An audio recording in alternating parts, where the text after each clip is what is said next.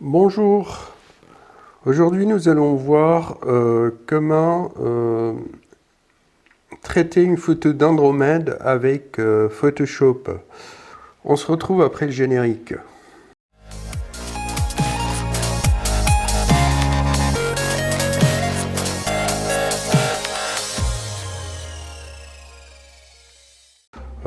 Il y a quelque temps, j'ai traité une photo d'Andromède, mais en fait, je me suis limité à utiliser Lightroom.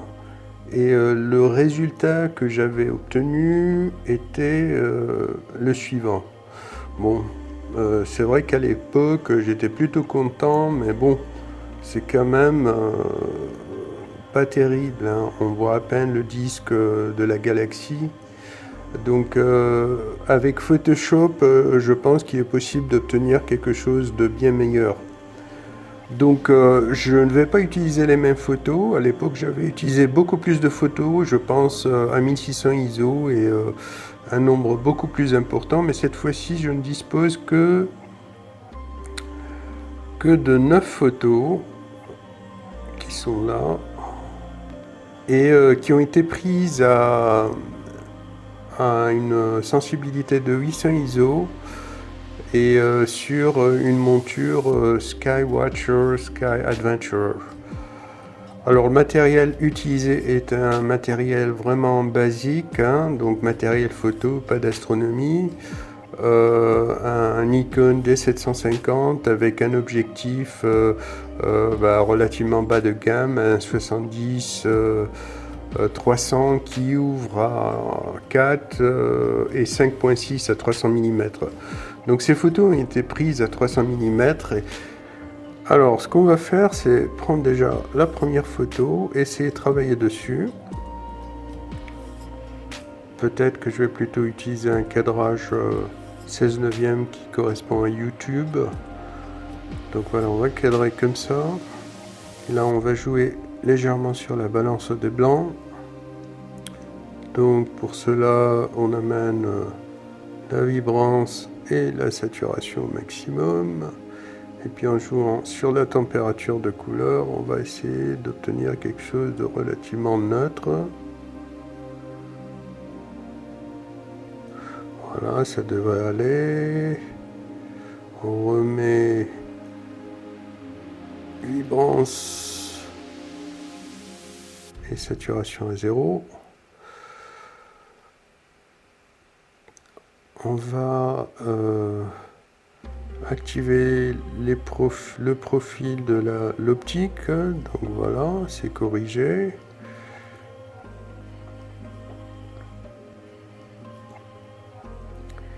Et ensuite, on va synchroniser toutes les photos.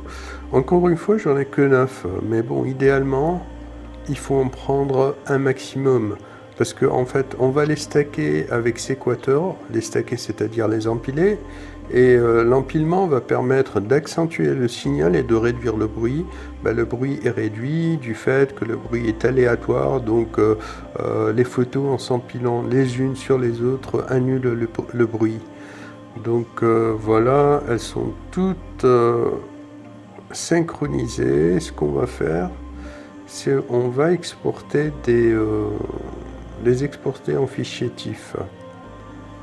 Alors,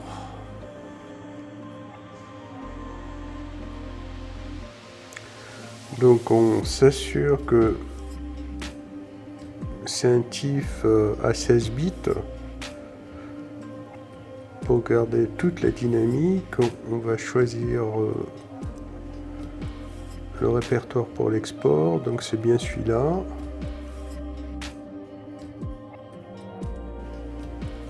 Et on exporte.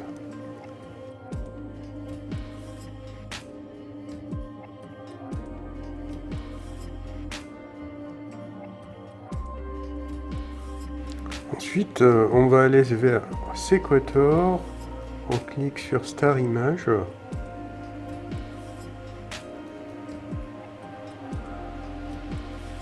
Donc on va chercher nos images dans le fichier où on les a sauvegardées. Alors ensuite on va choisir le fichier, on va les exporter. On va les mettre dans ce répertoire. Et on va appeler le fichier exporté 2020 12 Andromède.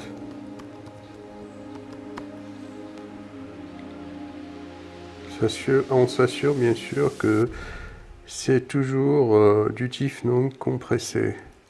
Voilà. Là, Sequator est prêt à l'export. Alors, je voudrais attirer l'attention sur le fait que, idéalement, on devrait en prendre beaucoup plus de photos. En fait, j'en ai pris un peu plus, pas beaucoup. Mais j'ai éliminé celles où il y avait un petit effet de mouvement, hein, dû à ce que, bon, la monture Skywatcher Star Adventurer n'est pas vraiment une monture de haute performance. Par contre, elle fait du très bon boulot, hein, elle est pas chère, donc elle est vraiment très adaptée quand on a du matériel photo et qu'on veut faire avec du ciel profond. Je n'ai pas non plus fait de bias, ni de flat, ni de darks, et forcément les bias, darks, flats vont corriger tous les défauts du capteur. Donc idéalement, on devrait prendre plutôt que 9 photos, une trentaine de photos, une quarantaine, plus les darks, plus les bias et plus les flats. Et ça nous permettrait d'obtenir une image de bien meilleure qualité. Voilà, donc là on n'a plus qu'à exporter, on appuie sur Start.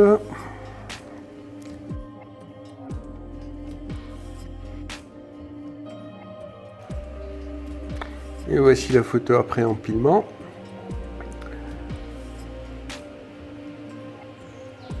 On va l'ouvrir dans Photoshop.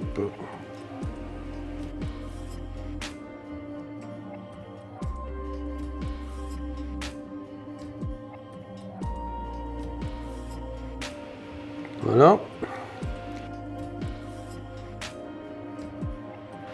Alors, on va commencer par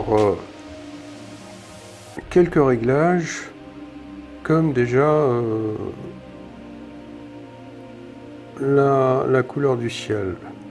Le fond du ciel devrait être noir, donc on va utiliser l'outil courbe. Et là, on clique sur la main, on va aller sur un endroit qui est supposé être noir, le noir de l'espace. Et on va cliquer dessus et tirer la souris vers le bas.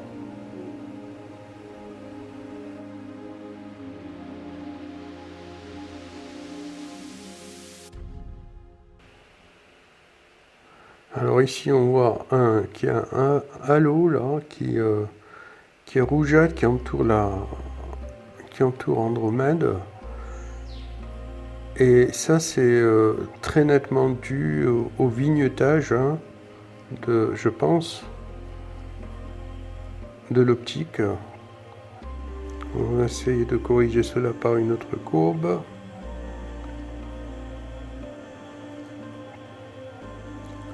Comme là c'est un peu plutôt dans les tons chauds, on va peut-être agir sur le rouge. Pareil, on choisit le doigt et puis on choisit un point noir ou qui devrait être noir et on tire la souris vers le bas. Voilà, le ciel il est bien meilleur là, donc bien plus sombre, mais reste qu'il y a quand même un reste de halo noir, et pour cela on va aller à survibrance, essayer de réduire la saturation légèrement ainsi que la vibrance, de manière à supprimer ce halo.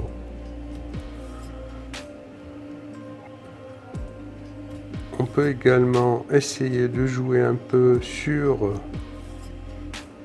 la balance des couleurs pour essayer de rectifier un peu ces tons un peu rougeâtres au niveau de la nébuleuse d'Andromède.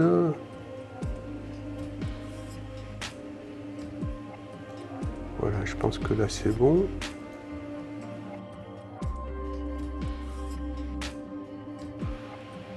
Une fois cela fait, on va transformer le tout en objet dynamique. Et franchement, je pense qu'il est toujours plus simple de travailler avec un objet dynamique.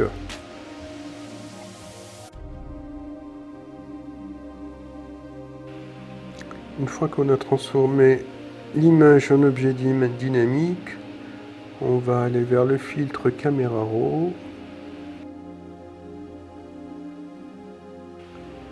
et on va augmenter la clarté. Vous voyez, en augmentant la clarté, on voit beaucoup plus nettement le disque de la galaxie. Voilà. Je vais également de nouveau réduire la saturation parce qu'il y a toujours quand même une couleur chaude résiduelle. Et je pense que là, ça devrait être plus naturel. Voilà. Je vais de nouveau jouer sur le fond du ciel avec l'outil courbe, toujours choisir un point noir où il n'y a aucune étoile et tirer vers le bas pour assombrir le fond du ciel. Et je crois que là c'est à peu près bon. Alors prochaine étape, c'est réduire le nombre d'étoiles autour d'Andromède. Parce que toutes ces étoiles-là, c'est vraiment gênant pour la lecture, c'est pas très esthétique non plus. Donc pour ce faire, je vais de nouveau tout transformer en objet dynamique. Donc ça serait un objet dynamique dans un autre objet dynamique. Mais bon, Photoshop gère tout cela très facilement.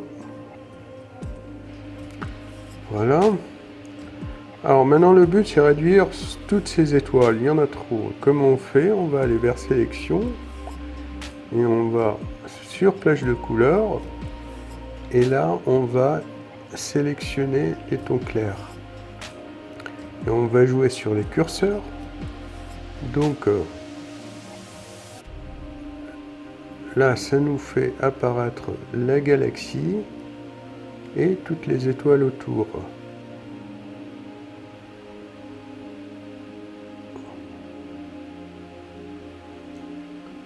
On fait OK. Donc on voit bien que la galaxie n'est pas sélectionnée. Par contre, toutes les étoiles autour sont sélectionnées. Ainsi que la petite galaxie, la nébuleuse satellite de la galaxie d'Andromède, elle est également sélectionnée. On devra quand même dilater un peu la sélection parce qu'en général, ces étoiles sélectionnées ne sont pas sélectionnées à 100%, il y a toujours un bout d'étoile qui dépasse la sélection et si on veut être sûr qu'elles sont vraiment toutes sélectionnées et qu'elles seront éliminées par la suite, il vaut mieux étendre la sélection de 2 pixels et prochaine étape, on va modifier de nouveau et on va lisser la sélection de 1 pixel.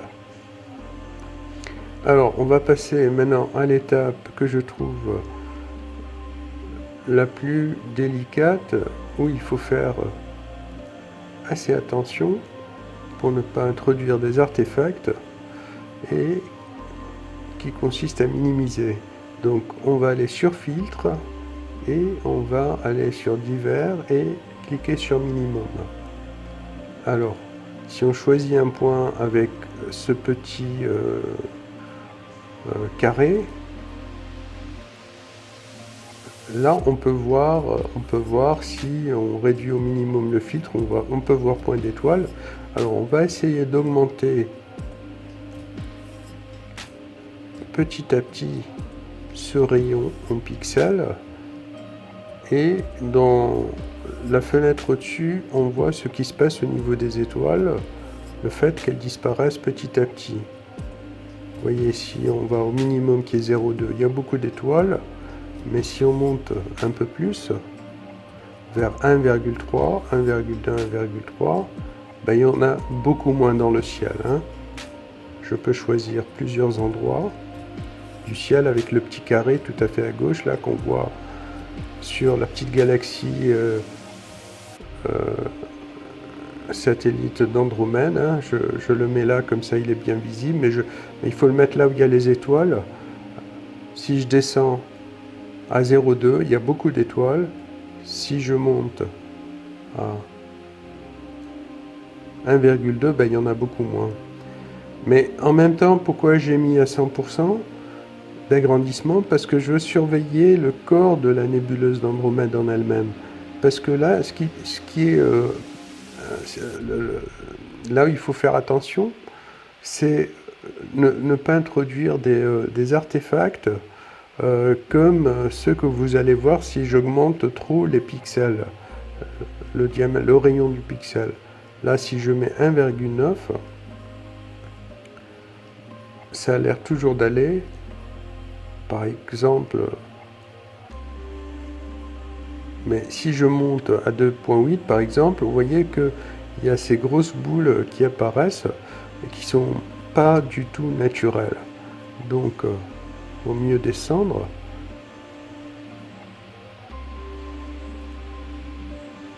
Et je pense que là, 1,4, c'est beaucoup plus naturel. Bon, il y a des étoiles qui apparaissent, mais elles sont entre nous et la nébuleuse d'Andromède, donc c'est pas un souci. Mais le corps de la nébuleuse d'Andromède lui-même, il a l'air beaucoup plus naturel. Là, je clique sur OK. Et puis voilà l'étoile, et puis voilà la galaxie maintenant qui apparaît. Et on voit quand même que tout autour, il y a nettement moins d'étoiles. Hein, c'est beaucoup plus net qu'auparavant. Alors, pour vérifier, on peut aller cliquer, désactiver le filtre minimum, et vous voyez le nombre d'étoiles qu'il y avait. Maintenant, si je clique sur minimum, sur le filtre minimum, vous voyez que là, on a vraiment la nébuleuse elle-même qui apparaît. Alors, de nouveau, je vais tout retransformer en objet dynamique. Encore une fois, moi ça me convient, parce que je trouve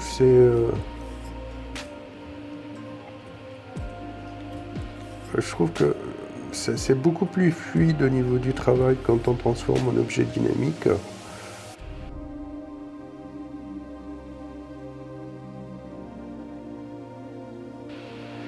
Et la prochaine étape, c'est essayer d'accentuer encore plus la nébuleuse d'Andromède et avec le disque qui est tout autour. Prochaine étape, je vais dupliquer ce calque. Voilà, et je vais travailler sur celui du haut. Là, je vais aller de nouveau vers filtre divers et choisir le filtre passe haut. Alors le filtre passe haut, c'est comme le filtre accentuation et il permet d'accentuer le disque de la nébuleuse. Donc bon, il faut essayer de trouver un bon équilibre. Donc voilà. Ensuite, ce que je vais faire, c'est agir sur le mode de fusion et on va passer de mode de fusion normal à incrustation. Voilà.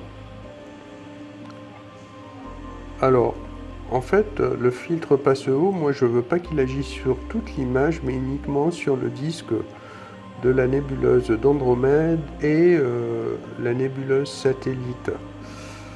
Alors pour éviter que le filtre passe haut n'agisse uniquement que sur la nébuleuse elle-même et les endroits de l'image qui nous intéressent, on va créer un masque de fusion et on va sélectionner l'outil pinceau. Voilà.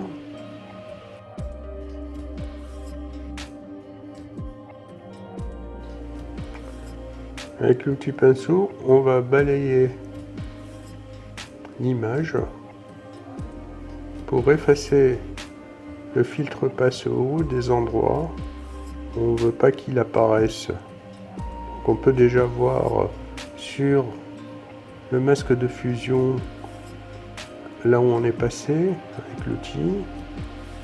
Donc en gros, moi je vais passer sur à peu près toute l'image, sauf sur Andromède elle-même. Voilà, on voit un peu comment ça se passe. On veut toujours cliquer sur Alt et cliquer sur le masque de fusion pour voir le travail qu'on a fait. Et voilà. Donc on revient sur l'image elle-même.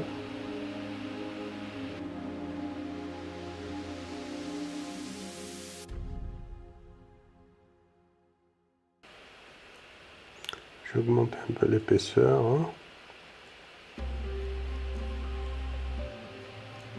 Là, je suis sur un contour dur avec une opacité à 100%.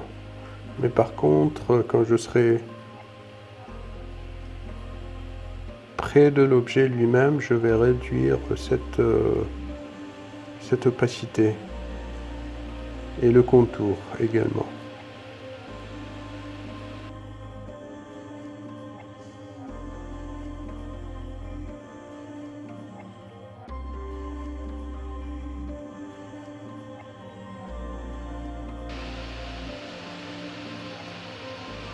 Voilà, je pense que là, il y a juste quelques autres petits points sur lesquels je dois agir. Et donc là, en me rapprochant de la galaxie, je vais réduire l'épaisseur du pinceau et réduire l'opacité. Également, réduire la dureté. Donc je vais choisir quelque chose au contour beaucoup plus progressif comme cela. De cette manière, je peux passer entre Andromède et sa galaxie satellite. Voilà. Voilà.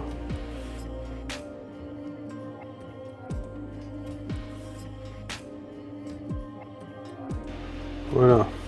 Je trouve que Andromède quand même est bien visible là. De nouveau, je vais reconvertir. Donc n'oubliez pas le mode de fusion incrustation, hein, parce que si vous passez en mode de fusion normal, ça va donner ça. Donc incrustation.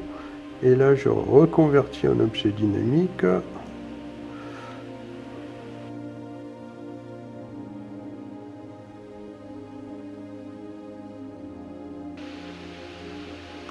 Alors j'ai toujours ce petit halo un peu coloré dans les couleurs chaudes, un peu rougeâtres, qui est un peu gênant.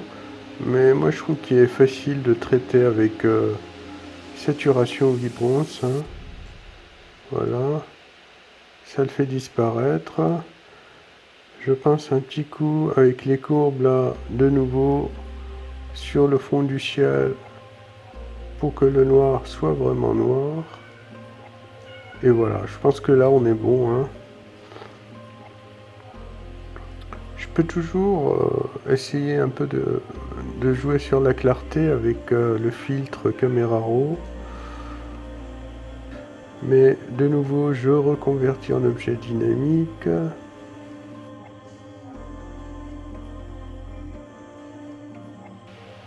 Et je vais vers le filtre Camera Raw.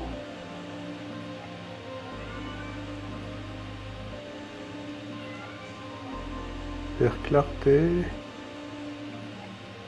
Voilà.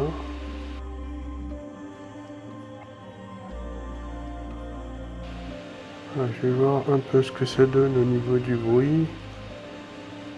Affiché à 100%. Je crois que le bruit est très acceptable hein, dans le fond du ciel.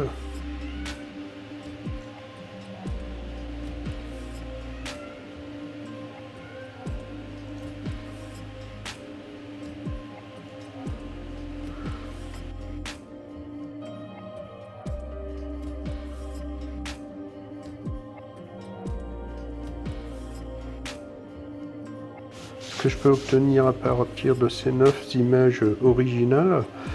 Et je pense que le résultat est plutôt satisfaisant. Donc, je vais aplatir l'image et sauvegarder.